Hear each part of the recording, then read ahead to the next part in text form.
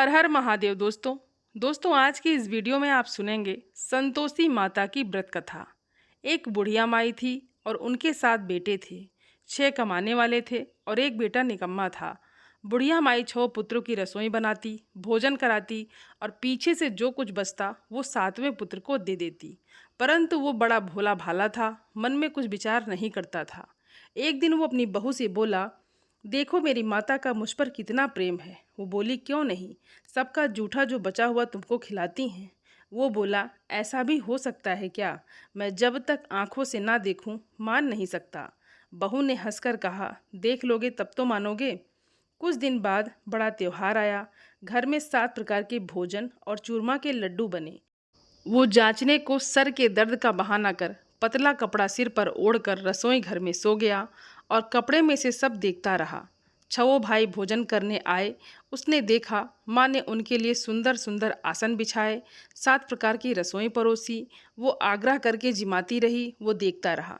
6 भाई भोजन करके उठे तब माँ ने उनकी जूठी थालियों में से लड्डुओं के टुकड़ों को उठाया और एक लड्डू बनाया।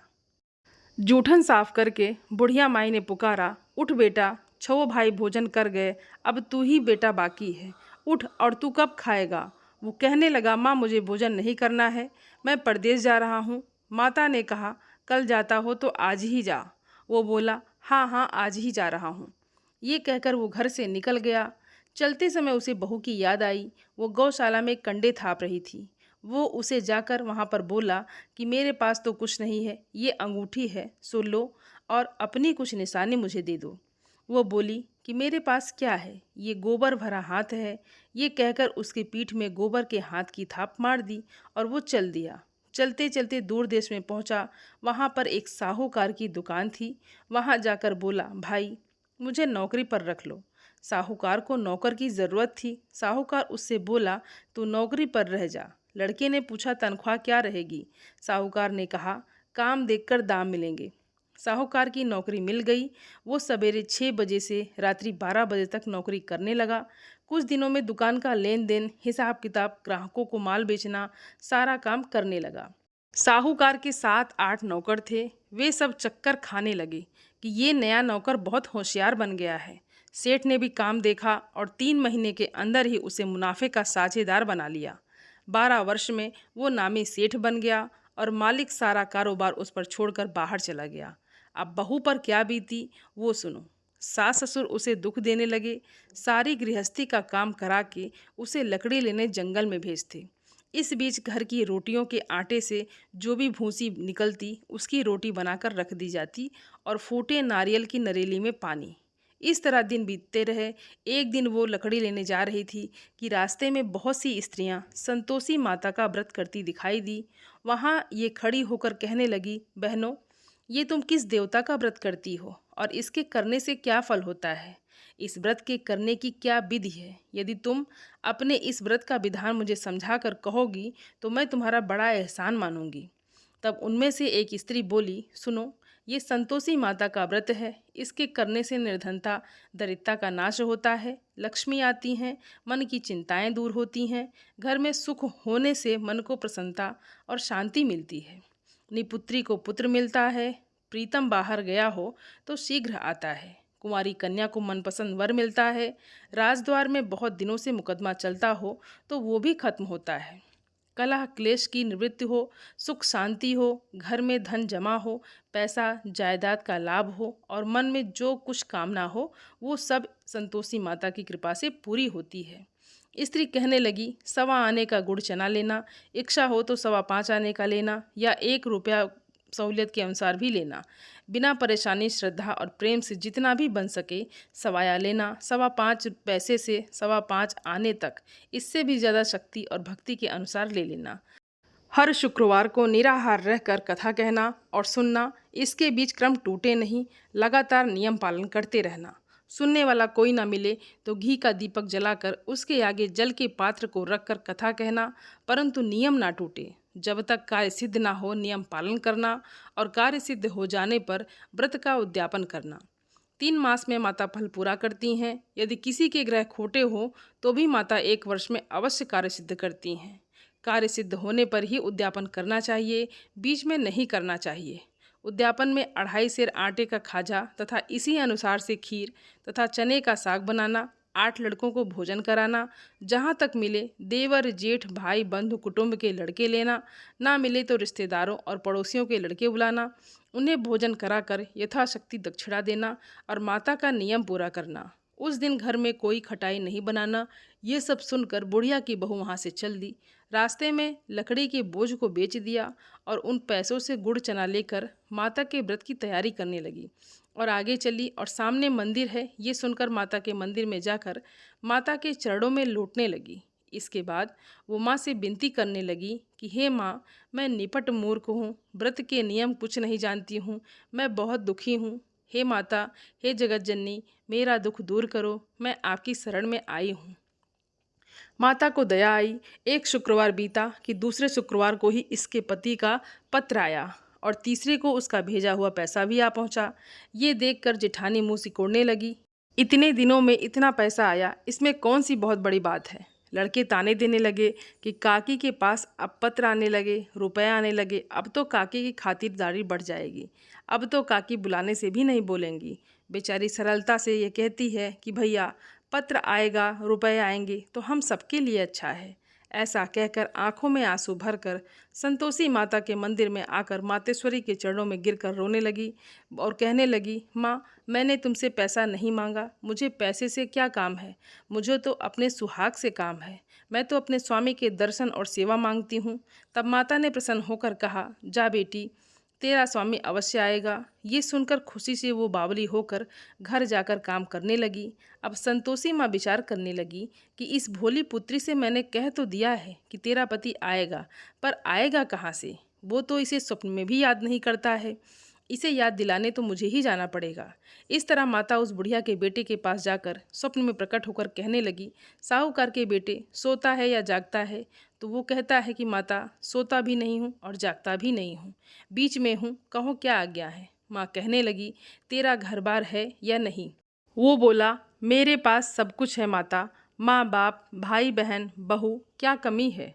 माँ बोली, पुत्र, तेरी घरवाली कष्ट उठा रही है, तेरे माँ बाप उसे बहुत दुख दे रहे हैं, वो तेरे लिए तरस रही है, तू उसकी सुध ले। वो बोला, हाँ माता, ये तो मुझे मालूम है, परंतु जाऊँ कैसे? परदेश की बात है, लेन देन का कोई हिसाब नहीं, कोई जाने का रास्ता नज़र नहीं आता, कैसे चला जाऊँ? माँ कहने लगी, मेरी बात मान, सवेरे नहा धोकर संतोषी माता का नाम लेकर घी का दीपक जलाकर दंडवत कर दुकान पर जा बैठना। देखते देखते तेरा लेन देन चुक जाएगा, जमा का माल बिक जाएगा, साँझ होते होते धन का ढेर लग जाएगा। अब तो वो सवेरे बहुत ही जल्दी उठकर मित्र बंधुओं से अपने सपने की बात कहता है। वे सब उसकी बात अनसुनी करके खिल्ली उड़ाने लगे। कहीं सपने भी सच्चे होते हैं? एक बूढ़ा बोला, देख भाई, मेरी बात मान, इस तरह सच झूठ कहने के बदले देवता ने जैसा ही कहा है वैसा ही करना तेरा क्या जाता है? अब बूढ़े की बात मानकर वो नहा धोकर संतोषी माता का दंडवत कर घी का दीपक जलाकर दुकान पर जा बैठता है। थोड़ी देर में वो क्या देखता है कि देने वाले रुपए लाए, लेने वाले हिसाब लाए, कोठे में भरे सामानों के खरीदार नगद में सौदा करने लगे। शाम तक धन का ढेर लग गया। मन में माता का नाम लेकर प्रसन्न होकर घर जाने के वास्ते गहना कपड़ा सामान खरीदने लगा। यहाँ के काम से निपट घर को रवाना हुआ। उधर बहू बेचारी जंगल में लकड़ी लेने जाती, लौटते वक्त माताजी के मंदिर पर विश्राम करती है। वो तो उसका रोज रुकने का स्थान ही हो गया था। धूल उड़ती देखकर माता से पूछती है, हे माता, ये धूल कैसे उड़ रही है? माँ कहती है, हे पुत्री, तेरा पति आ रहा है, अब तू ऐसा कर, लकड़ियों के 3 बोझ बना ले, एक नदी के किनारे रख, दूसरा मेरे मंदिर पर और तीसरा अपने सिर पर रख। तेरे पति को लकड़ी का गट्ठर देखकर मोह पैदा होगा, वो यहाँ रुकेगा, नाश्ता पानी बनाकर खाकर माँ से मिलने जाएगा। तो लकड़ी का बोझ उठाकर जाना और बीच चौक में गट्ठा डालकर 3 आवाज़ें जोर से लगाना, लो सासू जी, लकड़ियों का गट्ठर लो, भूसी की रोटी दो, नारियल के खोपड़े में पानी दो, आज कौन मेहमान आया है। माँ की ये बात सुनकर वो बहुत अच्छा कहकर माता जी से प्रसन्न मन होकर लकड़ियों के 3 गट्ठे ले आई। एक नदी के तट पर, एक माता के मंदिर पर रखा। इतने में ही वो मुसाफिर आ पहुंचा। सूखी लकड़ी देखकर उसकी इच्छा हुई कि अब यहीं निवास करें और भोजन बनाकर खा पीकर गांव जाएं। इस प्रकार भोजन बनाकर विश्राम लेकर गांव को गया। उसी समय बहू सिर पर लकड़ी का गट्ठर लिए आती है। उसे आंगन में डालकर जोर से 3 आवाज़ देती है, लो सासू जी, लकड़ी का गट्ठर लो, भूसी की रोटी दो, नारियल के खोपड़े में पानी दो, आज मेहमान कौन आया है। ये सुनकर उसकी सास अपने दिए हुए कष्टों को बुलाने हेतु कहती है, बहू ऐसा क्यों कहती हो, तेरा मालिक ही तो आया है, आ बैठ, मीठा भात खा, कपड़े गहने पहन। इतने में आवाज़ सुनकर उसका स्वामी बाहर आता है और अंगूठी देखकर व्याकुल हो जाता है। माँ से पूछता है, माँ ये कौन है। माँ कहती है, बेटा ये तेरी बहू है, आज 12 वर्ष हो गए, जब से गया है तब से सारे गांव में जानवर की तरह भटकती फिरती है, काम काज घर का कुछ नहीं करती, 4 समय आकर खा जाती है। अब तुझे देखकर भूसी की रोटी और नारियल के खोपड़े में पानी मांगती है। वो लज्जित होकर बोला, ठीक है माँ, मैंने इसे भी देखा और तुम्हें भी। अब मुझे दूसरे घर की चाबी दो, मैं उसी में रहूँगा। ठीक है बेटा, जैसी तेरी मर्जी। ये कहकर माँ ने चाबी का गुच्छा उसे दे दिया।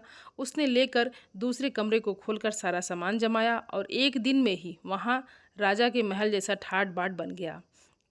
अब क्या था, वो सुख भोगने लगी। इतने में अगला शुक्रवार आया। उसने अपने पति से कहा, मुझे माता का उद्यापन करना है। उसका पति बोला, अच्छा कर लो, अपनी खुशी से ये भी कर लो। तुरंत ही वो उद्यापन की तैयारी करने लगी। जेठ के लड़के को भोजन के लिए कहने गई।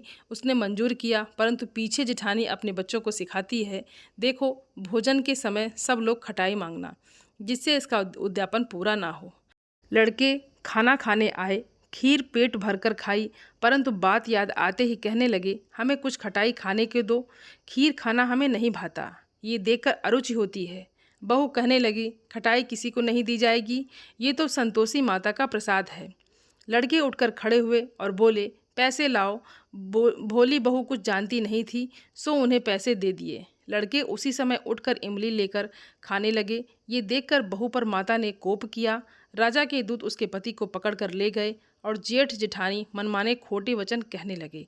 लूट लूट कर धन इकट्ठा कर लाया था, सो राजा के दूत उसे पकड़कर ले गए हैं। अब सब मालूम हो जाएगा जब जेल की रोटी खाएगा। बहू से ये सब वचन सहन नहीं हुआ। रोती रोती माता के मंदिर में गई और बोली, हे माता, तुमने ये क्या किया, हंसाकर क्यों रुलाती हो।